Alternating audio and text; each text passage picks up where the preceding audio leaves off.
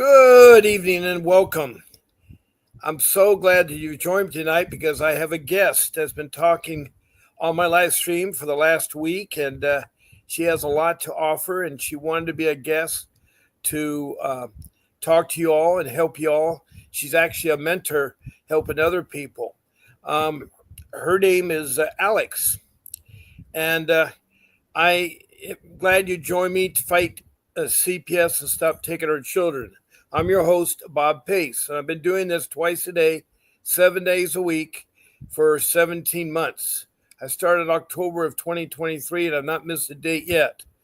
I'm on it at 10 o'clock in the morning Pacific Standard Time. That's the west coast of California.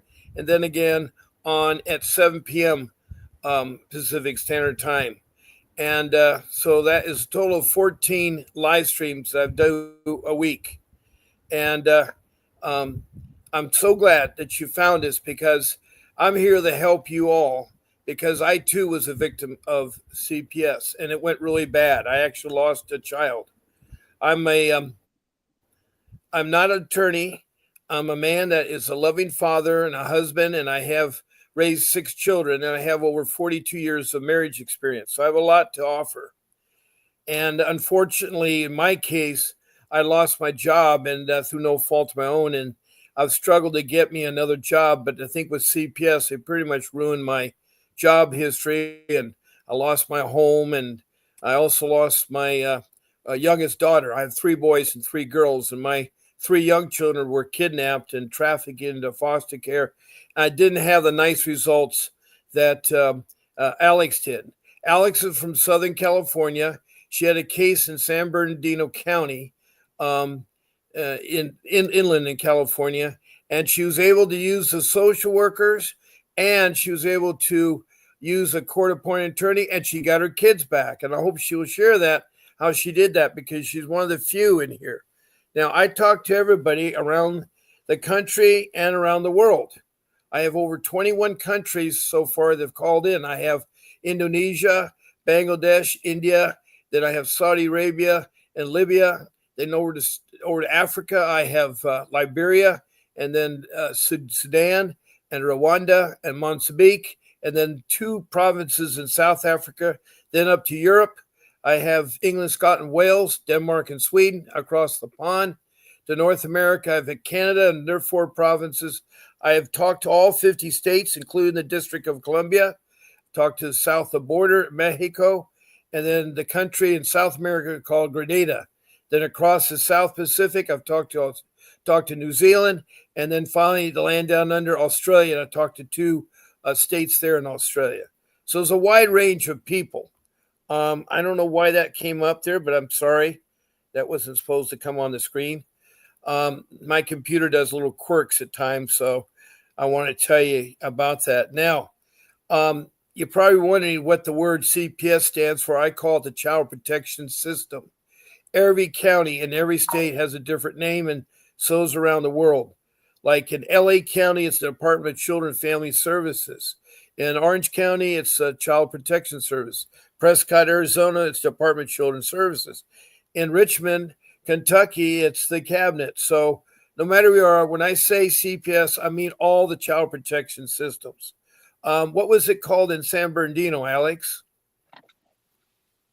Do you remember? Yeah, I think it was DCFS. Okay, it was a little bit different. CPSF. Okay. So it was a little bit different. So instead of me talking about all the hundreds of names, I'm just going to say CPS and you know what I'm talking about. Now, this is a government entity that is supposed to protect our children from neglect and abuse. Also, Congress mandated that social services start this entity and then protect the children. Not only they're supposed to protect our children from neglect and abuse, they're supposed to help you parents with food and shelter and clothing and transportation and education and medical and even help you find a job. And if it's necessary to break the family apart because they're at extreme risk or in danger, the children in danger, then they should make every effort to do what's called reunification. That's where they put the family back together so the family will take parenting classes and programs with drug abuse and domestic violence and so forth. It takes about a year, but because some of the programs are a year long. Anyway, that's enough about that. There are four ways you can participate in this podcast. First way is just being in this room and send me emojis and you know smiles and hearts and thumbs up. You can also send me stars, and then please check below if you want to follow me, and then also check if you want to be notified when I'm on. And that's all you have to do. Take notes. Now, if you want to go a step further and participate in questions, when you're typing in a message, make sure it's about CPS, a question or a comment. Also, please show me your first name, your city or county, and the state your case was in. Now, if you're from another country, please include your country. And I know that some countries have provinces and states, so include those. Also, try to tell about your case as much as possible. Now, a third way is doing what Alex is doing tonight. If you want to be a guest on my podcast, have a chance to talk, I can take up 9 of you. I can take 9 of you. All you do is email Grace. She's my show producer. She's Grace at vincentwdavis.com. You just pick one of my 14 shows. Tell them I want to be Bob's Monday morning show or Bob's evening show on Wednesday or Friday or Saturday. That's all you have to tell her. She'll send you the link. She'll tell you what to get on. We are broadcasting on StreamYard and we use YouTube. And so that is now the third way. And the final way that you can get on this podcast or participate is a call in. I have a phone number, 626 698 0990. So if you want to call in, I'm pretty sure Alex and I can help you with your question or your concern. Now, keep in mind when you're a guest on my podcast or you call in, what will happen is that you get a free 15-minute session with my attorney, Vincent W. Davis. That means he'll do a private consultation if you call in or a guest on my podcast. That's an incentive to get a lot of you to call in or be a guest. And he'll arrange it. So all you do is let me know when you're a guest or when you called in that you wanted to speak to Mr. Davis, and I'll arrange it for you. I have my show producer contact him and arrange a date and a time for you to get on. And that's as easy as ever. So now I'd like to get back to our guest. I've talked too much already. I've already talked 7 minutes and 45 seconds. So I think it's time that we hear from Alex. So Alex, why don't you start in how you got involved with CPS? Yes. Hi, everybody, and thank you for having me. I appreciate being a guest here today. So with my CPS case, can you get closer to your mic? It's drifting in and out. There you go. Now try that. Okay, is that better? Yeah. Do you have a volume that you can turn it up or? Here, let me undo my AirPods because I have my AirPods on, so that might help. Okay. All right. I'll hear you when you talk.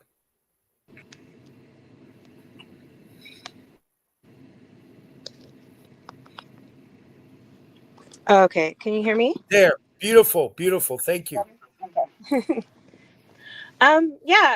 So with my case, I got into a relationship young. The relationship was going good, but there were some issues with addiction. You know, I was struggling with painkillers. I was young. I didn't know exactly what was going on. I was just given this pill, and I was just like, it was like it changed my world. Eventually, when I realized I had a problem was when I got pregnant, and I went to my doctor and I told them what was going on. I was like, do I need to stop? You know, because I'm scared. But they warned me if I stop, you know, suddenly I can have a miscarriage. So after that doctor's visit was my first experience with CPS, and they sent workers to my home. And with them, I believe I went into what they call IFM. informal family maintenance. Um, and they just monitored me and everything. I was able to go through that, and kind of prove to them, during my pregnancy that I would have a roadmap of what I was going to do for my recovery, once my child was born. I was very vocal about to my medical providers what was going on, because I was more worried about what can happen to my baby. And I just wanted the best care for him, regardless of the consequences that were waiting for me. Um, but sure enough, I they would come visit me once a month, and eventually I had a plan to go into treatment. I did all that, and this was back in 2014 was my first experience with CPS, and I was scared, but I got myself into treatment. I was able to get clean, and eventually, they decided there was no more concerns, and they kind of just left me alone after that. So Um, when did you have the baby? Did you have the baby during your treatment or before your treatment or after? so I had the baby at first before I went into treatment. So I was very Okay. new to the whole recovery world. I didn't know the terminology. I didn't know the tools. I was very fresh and new into this of what addiction really was. And provided when I had my child, they knew. I told the providers what was going on, and they were ready to help my child with any type of withdrawal symptoms. Sure enough, I had him, and I was in the NICU every day, morning, night. I was always there. And I think that showed them a lot, that just the love I had for him, and I was willing to be there, even though I was still struggling within my addiction. I couldn't nurse or anything, but um, I was I was very blessed that they allowed my child to go home with me. Because a lot of cases when a child is born tox positive, they will remove the child. But by the grace of God, because I had a concrete plan set, and I had to go into detox and do an outpatient program, graduate, all that. And I did everything. But the thing I messed up on is after I had closed that out with them, I didn't know how to maintain my sobriety. So that's what was a struggle. Um, Eventually, down the line, my sister passed away. And then it kind of just started spiraling out of control after that again. And I was really struggling. What And was your sister relationship to you? What was that? Why was it so devastating when she passed away? so my sister and I were in foster care for a little bit period of time when we were Okay, younger. so some history now with foster care. Yeah, yeah. Okay, so when you guys were young, how young were you when you were in foster care? Oh gosh. I want to say before kindergarten, probably. Really? So your mother had problems with CPS? Yeah. Yeah. So So there's already a history on you. That's amazing because usually they keep track of the history, and when children grow up and have children, they take away the child. I am so amazed that did not happen. yeah, yeah. I mean, I don't know if it was because of different times then, but I do remember going into a group home and going to a stranger's home with my sister, and we were kind of scared. We were like, we don't know what's going on. But luckily enough, some family members at that time were able to come and get us. Okay. My dad ended up taking me, and then my sister went with our grandparents on my mom's side.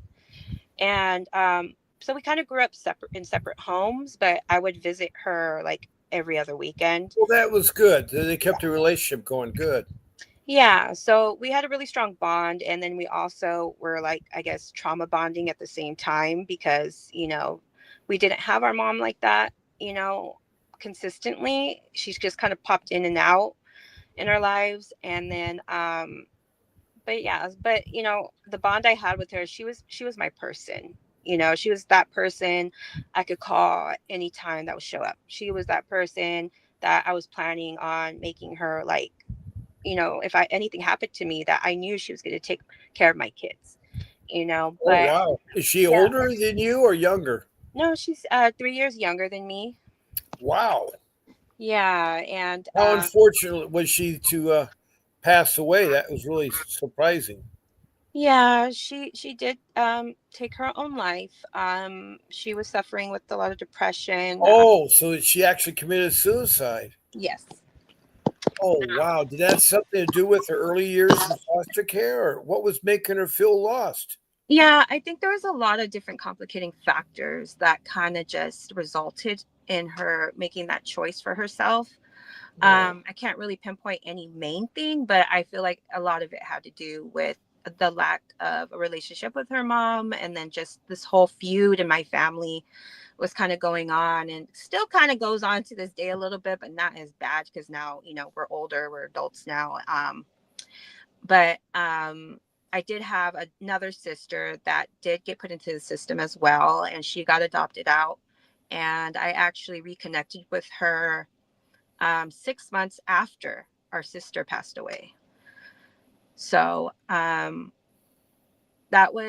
it was a bittersweet moment because I got to reconnect with my baby sister, but at the same time, she really missed out on getting to know her other big sister. Um, so yeah, so there's definitely some history of being in and out of the system as a child. But yeah, but eventually after I turned 18, I made a decision that I wanted my mother back in my life. And that's what I did. And yeah, I lived with her for a little bit, kind of went back and forth, and eventually I got in a relationship and had my children. And so that's why I kind of got stuck in Southern California. But but yeah, but eventually I let down after her passing, that I started kind of spiraling, because it felt like an empty void I couldn't fill. I really felt like really broken. I didn't know how Yeah, to I can handle. see how you would maybe turn to substance abuse or something again. Yeah, I didn't know how to handle grief. I didn't know the tools. I didn't have coping strategies. I've never been in therapy. Wow. I didn't know how to do Well, nothing. you're trying to do it all on your own because you don't have a really, you had a foster care life growing up. So you really didn't have that secure bond of a mother or father. You can go away for the weekend and talk things out or get help. Yeah, I mean, well, eventually my dad, like, I lived with my like a bunch of sets of grandparents when I was young and early on in my years. But then I believe I was 10 years old. That's when I started living with my father consistently. Um, but yeah, so, it was always a mystery of like why I couldn't see mom and everything, but it was okay. It was okay because, I ended up building a relationship with her, but we've had our ups and downs, but other than that, yeah. So after my sister's passing, I started spiraling down, getting into other relationships I should have been into. Broke the father's heart, and we kind of just like something just snapped at that moment. Okay. And yeah, so we kind of just started going into our addiction really deep, and where domestic violence became a thing. And I was a real addict, and when I mean a real addict, like I lost everything. I was spiritually bankrupt. I had Wow. family, friends, Yeah. nothing. Like I was the one out there walking around the streets talking to themselves, like, with no shoes on. And I mean, it was a crazy reality that I've never lived in. Hold on one second. I have two people that have come in tonight. I have Happy Feet from Arizona, who's one of my family members here that comes in every so often, and she has a real difficult case. Now, she says her older daughter, Samantha, who is 18 now tonight.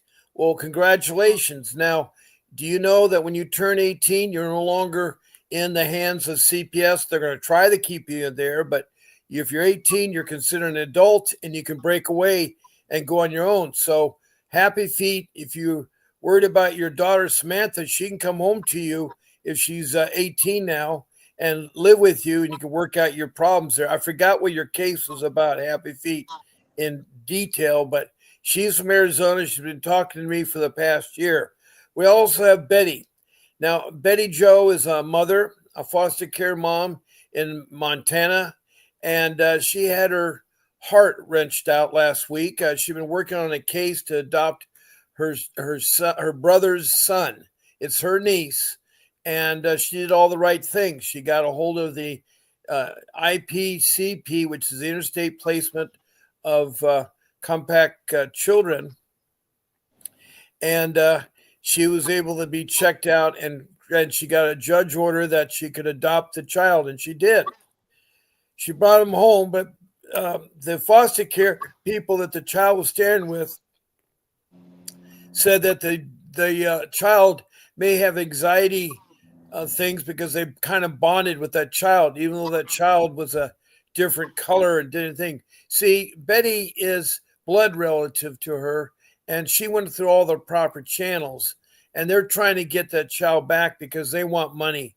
See, they get money when you're in foster care. You get a lot of money, and so I know that's what the problem is to get money there. So she's back there fighting to get her niece back. And I think her niece needs to be with Betty Joe. But it's so good to see you, Betty Joe. Happy feet. And Betty Joe, this person is Alex. She's been on and off of my show the last week. And she is an advocate for CPS. She had a case in San Bernardino County. She's a foster child growing up, and she had a really rough time. But she was able to make the CPS system work, and she had a court appointed attorney, and they got her child back. Somehow she's able to convince them that she got her child back. And so she's telling about our story right now, and she's at the point where her sister had passed away, her young sister, and terrible passed away, but she was fighting and she had some demons. So go ahead and take off from your demons there, Alex. Yes, thank you. Um, yeah, I mean, it definitely, I saw quite of those. So definitely had some hallucinations during that time. Mm-hmm. Um, but you know what? It took me seeing evil to really open up my eyes, and that's where I kind of started my journey within my faith, um, and becoming a follower, and it was hard. Um, but my famous saying is make the system work for you, not against you. Um, but I knew I needed help. Like I knew I needed help. I needed something to change. I just didn't know how to do that. My future wasn't clear. I didn't know what I was doing with my life. But when the case happened in 2019, when I had my case, um, I had, like I said, I was spiraling out of control in my addiction. An event happened that led into police being called, and at this time, I was actually on formal probation. Um, and so I ended up getting a probation violation because I had relapsed, and I I guess I was trying to escape a situation with the father so it didn't become domestic violence in front of my children. Well, was And the father still interested in your child? no, but we have a different relationship today. Like it's only like we speak with one another here and there. But it took a lot. It took me moving away with our kids and rebuilding my life with the kids. And he has a lot of respect for me, and he's actually more relieved that I'm giving his children a better life. Because if I would have stayed in that area where I was at, then my children would have been subjected to the life of addiction, and more, and that was never my world. But unfortunately, that's the type of world that he's been brought up in. I didn't know any different. But I just knew it's not something I wanted. But today we do have a good, mutual, relationship. He's open to calling and talking to his children whenever he wants. So is my children. I don't keep them from that. I do speak to my children, and of course, in a way that's appropriate for their age to understand um, the issues and the events that had happened. And of course, I make sure I take accountability for my part that I did wrong. I don't point fingers all at dad because we both played a part in the situation that we were in. Um, but he's actually told me he's very proud of me, and that like really like made me so happy to know that, you know, because he was always a mystery to me. I didn't know how this man functioned, what he thought. I couldn't ever like understand him. But we come from two different worlds, you know. I had more structure in my life, and he didn't. So it was kind of like colliding two different worlds together. But out of that, we did have three beautiful children, very healthy. I love them to death to this day. We have bonded so closely together after all the, um, you know, the things that we've been through with CPS and other, you know, things. And we do have a great relationship today. But other than that, he doesn't get to really see them in person. That's still kind of hard to do for me, um, because I did try to attempt that at one point, and I underestimated my healing process. I thought it was good. I was strong. I was resilient. I had, you know, the tools in my toolbox, and I it just ended up like flaring up a whole PTSD episode, and I went spiraled out of control where I had to take some leave off of work, um, because I didn't realize like how badly I was still affected by it, you know. My children handled it a lot better than I, which was really surprising because I was more worried about them than myself. But other than that, he knows, and I tell him, I'm like, I don't think I could ever like be with you in person again because it's just like I can't risk my own well-being because it took me a minute to like get myself back on track. Um, but yeah, but as for the case though, eventually, after that situation happened, police got called. I was kind of, you know, pointed out as the person because I was the one on probation. He wasn't. So they took me in, um, and under distress, the grandfather had his son sign documentation for temporary guardianship. He didn't know what he was signing. You know, we were all really just emotionally distraught. You know, they see me being taken away in a police vehicle. My kids are crying, and I'm just like, you know, there's nothing I could do at that point. I didn't know what was going on until a social worker showed up. But because he did sign that guardianship, it did help from CPS removing the children right away and taking them into custody. Um, but I knew like deep down that they were going to be involved one way or another, just because of past events and stuff. Um, when I was in jail, I realized I was pregnant again, and I was just like, okay, this can't keep going. Like, I need to change my ways. Like, I can't keep living this lifestyle. It's not going anywhere. And I told him over the phone when I was in jail. I was like, look, when I get out of here, I have a feeling CPS is going to be in our lives. And if that does happen, I just want you to know, no matter what, we're going to like fight through this, and we're going to make sure to get our kids and, you know, change from there. Um, so when I got out, I was able to see my daughter, but the grandfather wouldn't let me see my son. He was very possessive of my oldest. It was like that was his favorite child, his golden child. He didn't Well, really when was let. your second child born? She was born 3 months before my sister died. That was Well, back in okay, was he born after your first was born when you were pregnant? I'm confused right now. yeah. Relationship So between so children. 2014 was my first little introduction to CPS. And you were But pregnant at the time, right? yes, and then in And they 2016, helped you through all that.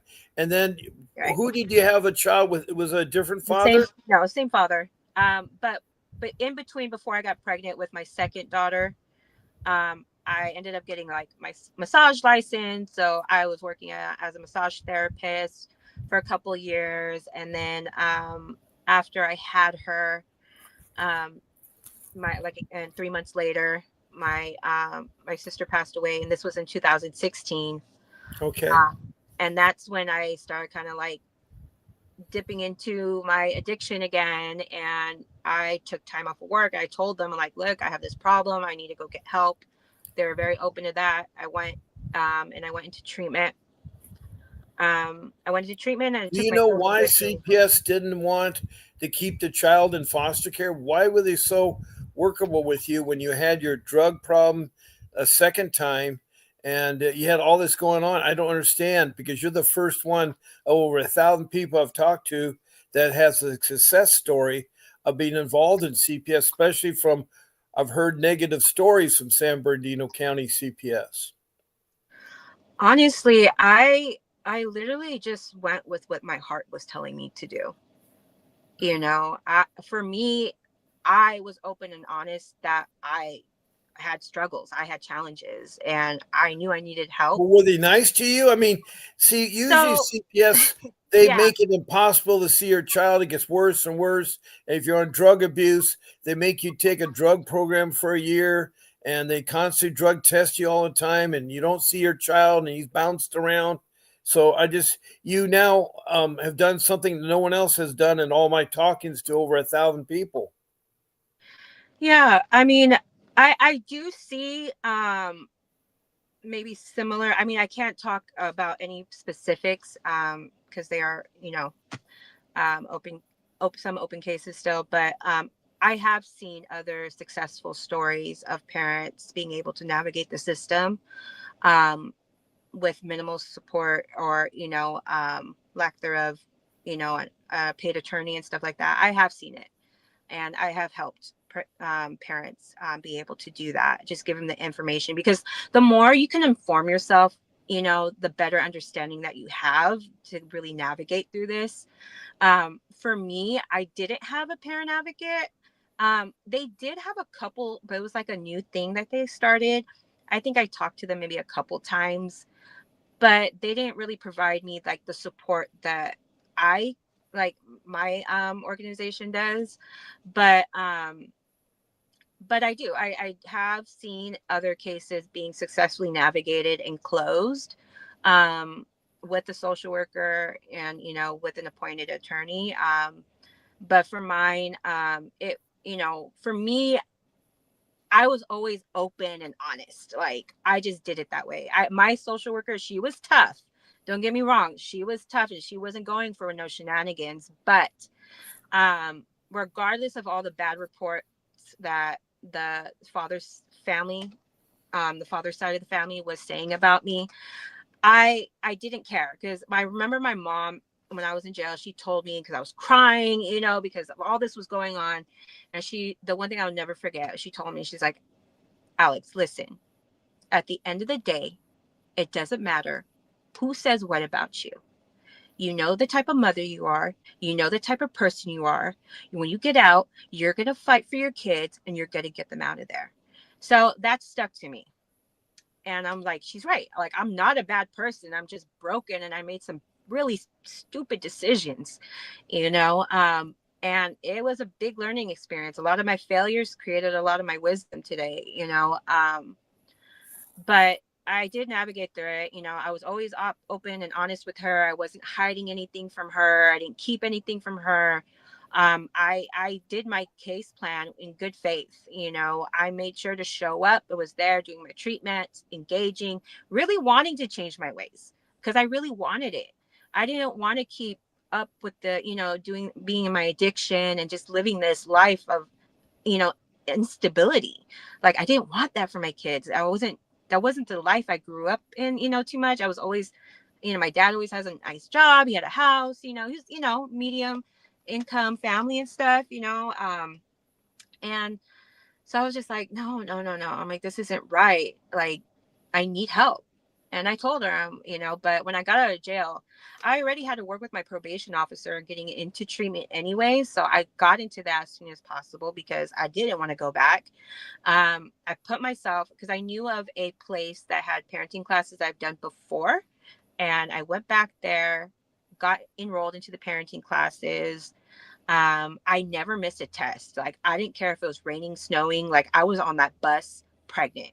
Like, that's what I mean. There's like, when you really, really want change and desire it that bad and want to really get your kids out, you're, like, I was at my bare minimum. Like I had nothing. So I really had to use the system for me and not against me.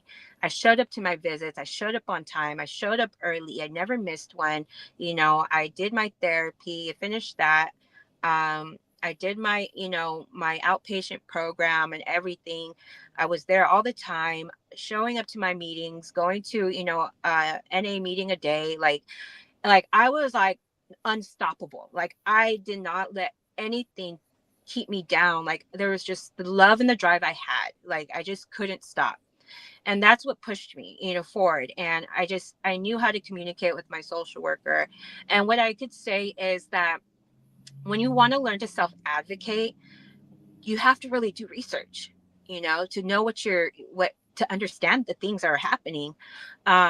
You got to really engage with your providers and really take on what they're saying and suggestions and really applying it, to your parenting, just the way you move and talk. And because we don't want to be passive aggressive in our communication. We don't want to be passive, or we don't want to be aggressive.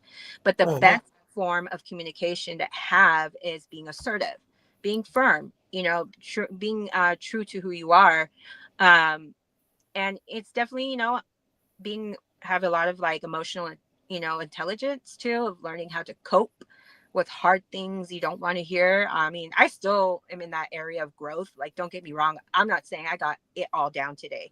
I still have everyday challenges. I'm still a single parent today, still raising my kids, and my oldest has behavioral challenges, with ADHD. So that's always been a roller coaster. And but I push myself because this is what I want. I want my kids, and so yeah. But I mean, today, I'm doing the advocacy work that I really love to do. I, finally got my first place. I've never had my first place ever. These things were like my ultimate goals to have, because I wanted to give my kids something that I could never give them before. And and then, to be honest, even after I got my kids back, like I still had a lot of resentment, towards the father, because I'm like, how dare you, like, not do all these services and not want to get clean or change for our kids, and Well, I was I'm trying to understand what made you decide to have another child with him if he's so awful with the first child. well, all that event, led up afterwards, and when you do some research on domestic violence, you hear girls go back and forth all the time, or they always ask, why don't you just leave? It's not that easy. Right, exactly. It's not. And I'm a certified domestic violence counselor too today. I have a better understanding. It's good. It's hard for people who haven't had that experience in their life to really understand why. But there is so much information online, so many different trainings and stuff like that. But it's actually a common thing. Sometimes it takes up to 7 times.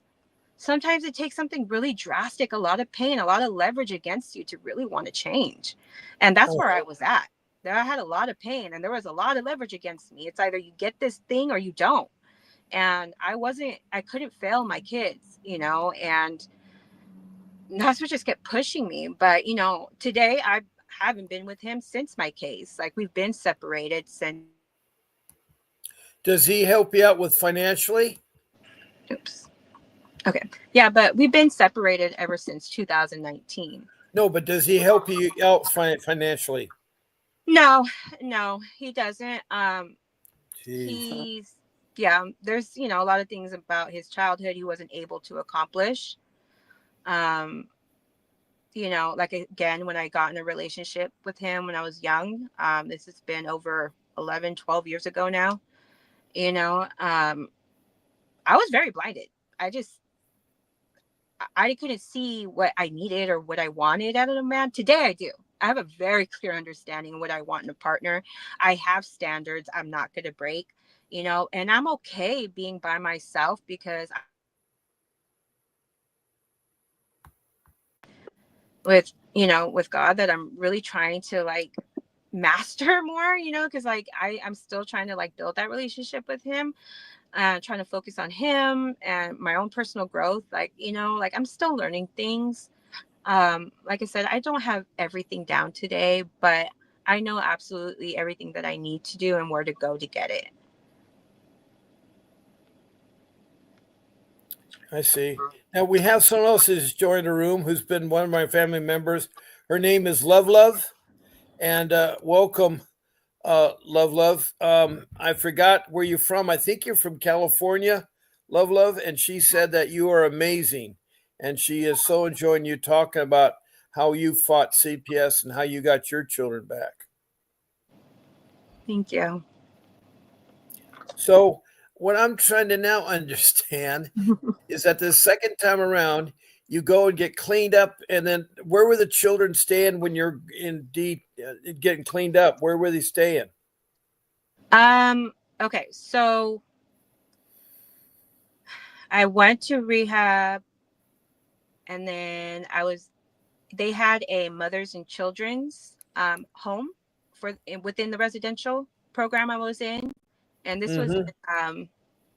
I want to say Bloomington, or I think it was, yeah, one of those rehabs out there in Southern California in the Inland Empire. But they had a women's and children's home, and I stayed there for a little bit. I got out. It didn't like initially just start off the bat. Like when I got kicked out for fraternizing. I got kicked out for fraternizing, and I got in another toxic relationship, and that one spiraled out of control. But not all of that. That's when, like, back in 2000, what was it? 2018 was the year that I just went upside down, and like that's when my world just went upside down. That's when I really got into like the really hard stuff. That's when I really started like on and off the streets, living out of my car, just doing stupid things I shouldn't have been doing. But at that time, when all that was happening, the father did have the two youngest children, because I hadn't had my third one yet. And I was in this triangle of love. Well, Like, you mean you're having another child? I have three. I have three. Why is this from a different father now? Yeah. So the same man has followed all three of your children, does not help you out financially, is not there for your kids. Why do you keep having children with him? I'm not having children anymore. My youngest is 5. Well, I know that, but you did have three. Right. So, like, again, I would definitely encourage anybody to look into domestic violence and why women go back, or even men. Like, there are men that are victims too of domestic violence. Um, but it's a mental, it's like a dependency thing, and it's like, because it becomes such a normalcy, like the chaos, that you don't know anything different. And at that time I wasn't around like family members to be like, hey Alex, like, this is wrong, you shouldn't do that. Nobody did that. It was just like, I'm over here, this young little child, just thinking that she knows stuff, and I'm starting to do all these things I've never done in my life. But um there were spurts of moments. Like, throughout the whole time I was with the father, it wasn't always bad. It, like, the first 4 years we were good. Like, we were good. And it wasn't until I had went into residential treatment with our 2 children at that time, and then he started messing around with other people, and I started fraternizing with somebody within the treatment, and then that's kind of like when spiral that's when we, like, our hearts both, like, really broke. But when you have a child with somebody, at least for me speaking, as a mother, like, there's this connection that you just have. Like, couldn't see myself having kids with anybody else. I knew I didn't want to have different children from different fathers. Like, I was more keen on just having children with one man and trying to make it work, for better or for worse. you Did know you think about a marriage you where you know make a commitment? Did you think about a commitment in a marriage? we did think about it, but the finances weren't there, and then, like, our future goals, just like his ambition wasn't there. Like, it took me a while to really my eyes to open up, of like, because I took so many years to try to help him. to be better, to do better, encourage him, empower him, connect him to whatever. Like, I tried so hard to figure him out and try to help him. Like, a lot of us girls, when we get with broken men, we think we could just save them. And in reality, I had to find out the hard way. Like, I couldn't save this broken man. I couldn't change this broken man. But my heart was so, full of empathy for him that I wanted to show him that there's another way to love. There's another way, of life. Like, Yeah. where's your ambition? Where's your motivation? What do I you have like? a question. We have a new listener in the room. Do you have a brother named Antonia?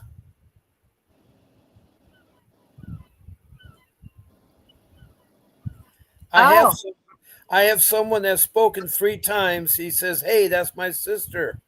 Hey, Alex, it's GN," and he says Antonia. oh yeah. Oh yeah, yeah, yeah. That's my That's your brother. brother. Yes. He thinks you're famous now. Oh my goodness. Now, Yes. was he with you, or was he in foster care when you were young?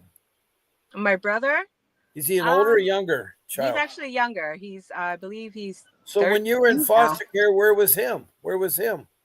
When I was, oh, he wasn't around. He wasn't around. He's only 13. Oh, he came around later. Yeah, way later. Oh, Way okay. later. So your mother is the same pattern. She just likes to have lots of children and not committed to Um, one man, or no, I'm anything like that. She's lived a really hard life herself. Um, and I understand it today. And I really forgave her with all my heart for that.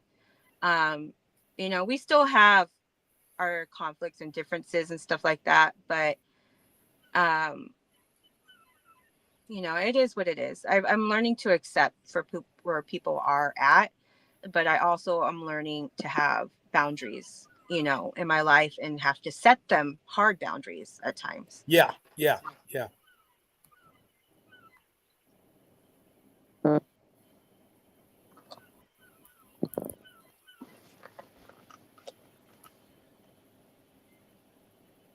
Well, welcome, Antonio. Did you have a question about CPS? I just want to know if you had a question. This is all about CPS. So Yeah, no, honestly, I would prefer that he was not on this because sure. Yeah, yeah, he's yeah. he's a minor. So, Oh, yes. I did yeah. not know that. I did not know that. Yes. So if there's a way to remove, that would be great. I love him, but this isn't something for him. Right. I took care of it. Thank you. I'm sorry. It's okay. Honestly, like, honestly had no idea like he was gonna be on here. I apologize. That's Um, okay. So, where are you now today? You say you're doing a special thing for Advocate for Parents. Is this a private organization you started or what? yeah, so I don't want to speak on any particulars about it because I don't want to get in trouble for any reason because I still don't know like all the legalities around that. I Okay. but today I do work Well, as parents are always looking for help. And I that's why know. they come to my podcast. It's really hard because 99% of the 1,000 people I talk to have something in common. CPS is not nice to them. Right. They've taken their children when they're not in danger. They've ruined their family reunification, and they've ruined their lives. I have Yeah. so many heartaches. And this isn't only from the United States. I have ladies in Canada that are going through hard times. I have a guy in Alaska that's living in a tent trying to see his children. His wife died. I have parents, mothers in Africa that have called me. Their country code is 27, and they talk to me for an hour. That must be awful expensive. I have a UK mom, a United Kingdom mom, a Great Britain mom that was in her garage crying her heart out. And she was calling long distance, country code 44. So, you're refreshing because your case worked out. But everybody else who does follow by the book, who does what you did, especially Betty Joe, she is heartbroken right now. She cannot fandom what had happened to her because she had already gone through all the right things. She'd been checked out and she'd been formally, you know, proved by the judge to have her child guardianship. And her brother lost his temporary parental rights. And now they have to fight about what damage and effect is going to be on the little child because of separation from foster parents if she may have been with them for a year or something. Right. That to me is wrong. If it's a biological parent or somebody has blood parent, they should be allowed to go with that parent. Yes, I agree. They really should there. Lovely, I mean, love. What was your case about? I forgot what it was and where you're from, Lovely. Love. And is there a question from any of my family members, anybody in this room that has a question for Alex? She'll gladly tell you. She is an advocate for parents. I mean, there's words of wisdom. I mean, how did you get the court-appointed attorney to work for you? Honestly, when I met her, when I seen her, I was like, man, I'm like, she looks pretty badass. I'm like, I don't know why. I just had this like feeling about her. Like she looked like she was not playing games. And I was just like, like I didn't have too much like back and forth with her, but I did keep her business card and I did email her like everything I completed or was doing. I sent it to her because I know like sometimes we can't get a hold of them. They won't answer or, you know what I mean? You won't hear from them for weeks and all kinds of stuff. But it's just like a paper trail is really important. You know, I always kept copies for myself. I emailed them to her. I made sure my social worker got them. I just stayed on top of it. Like, I just made sure to turn in all the documents I needed, all the signatures for all the meetings I went to, the completion of my therapy I was going to, my graduation certificate for my outpatient. I made sure I showed up for all my tests. I did not miss not one. On top of that, I was able to even squeeze in one college class. I don't know how I did that, but I did it. But Hold on 1 second, Alex. yeah, sure.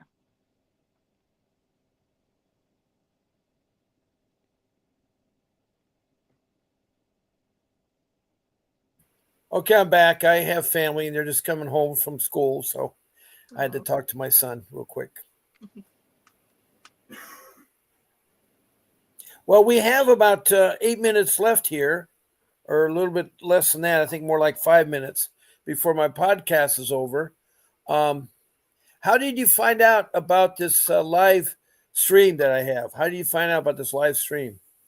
So I'm definitely one for research. You know, I was looking into like different things about, you know, CPS, trying to understand like laws and process policies, you know, just to get more familiar. And I actually heard of Vincent Davis from like I think another parent or something, but I was like, oh, that's interesting. So I started looking at it into it and I started watching the videos and then I would listen to it in my car, you know, listen to some of his videos and stuff and was learning some of the laws because I like how he breaks things down that you really don't get to, you know, figure out too much on your own because it's kind of hard, but where to kind of go to find that stuff. But I was really intrigued. And so like, again, during the past weekend, I've been kind of thinking about where I want to go with my life. Yeah. But yeah, I just like thinking about going to like law school and stuff. Is something I want to try to do.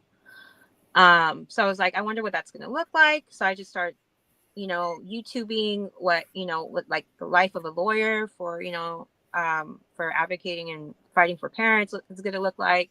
And I just happened to come across this channel and I saw like the little red ring. It was live. And I was like, oh, let me check it out. So I clicked on it and I was like, oh, and then. All right. Well, I hope that that you've understood me and what I try to do and help out other people. And I do care about people in this room. And I kind of want to wrap this up. Yes. Alex, thank you so much for sharing your story and how you were able to go and cope with all the things in your life. I mean, you once were a foster child yourself. Now you have three children. You had some relapses with drugs, and you're able to recuperate. And you worked with an agency, San Bernardino, the child protection system there. Um, you worked with them, and they worked with you. I'm so thrilled that there's a good story because it seems like I hear nothing but bad stories. You know, Yeah. and it's really good that you shared that with us. And I hope you come on again and you're on my show every so often because you're free to come on. You're part of the family now, okay? Thank you so much. I appreciate Yeah. the opportunity. Now, I have a question to ask you. Would you want to talk to Mr. Davis, our attorney? Um, I think I'm I okay. offer all the people that are guests on my podcast or call Yeah. in a free 15-minute consultation with Mr. Davis. So if there's some Okay. questions that you had about CPS or what you're doing, he will talk to you on a Zoom meeting for 15 minutes. It's a Oh, private Zoom meeting. yeah, yeah. I mean, I would love to. I love picking people's brains, so yeah, that would be great. Okay. Well, what you can do is that the number, see my number there, 626-698-0990. Yes. You text into that number your name, your phone number, and your email. And I'll Okay. forward it on to Grace, and she'll arrange to have a 15-minute private consultation with one of the best attorneys in the country. He's fought in San Bernardino County, so he may know about your case. But he is extremely wonderful man who has been fighting CPS for 39 years. He's well schooled in juvenile law, family law, and dependency law. And he's also done lawsuits, civil lawsuits against CPS, won millions of dollars, both in state and federal court. So if you like to, just text me the information and I'll get you on there, okay? Okay. Thank you. I All right. Well, appreciate it. thanks again, Alex. I'm going to say goodbye to all my people. I want to say goodbye to Love. Thank you very, very much. It's good to hear from you again. And um, JD, hi there. You came in late. Oh, no. I missed you last week. I'm well. We just had a speaker tonight, Alex. JD is from Los Angeles, California. Thank you, JD. Betty, I'm so glad that you checked in. It's really good that you keep in touch with us. I do want to help you out. And Happy Feet, it's so nice to hear from you. Happy Feet from Arizona. And then, of course, we got Betty Joe from Montana. And we got Love from, I forgot where you're from. And we got Alex here from Southern California and JD from LA County. So, yeah, you'll catch the replay. Yeah, you get to hear all about Alex. So, again, God bless you all. And thank you very much for listening. And make sure, don't give up. Keep fighting to get your children back.